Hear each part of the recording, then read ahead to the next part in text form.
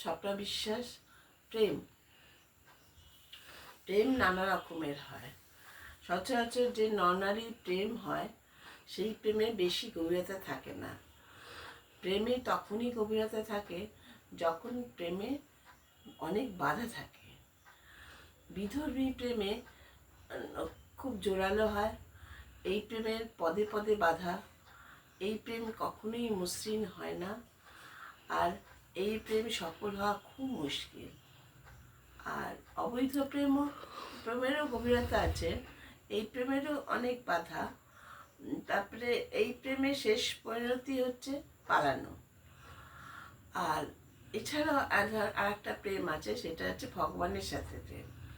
যেমন মীরাবাইয়ের প্রেম হয়েছিল শ্রীকৃষ্ণের সাথে, শ্রী চৈতন্যের প্রেম হয়েছিল শ্রীকৃষ্ণের সাথে।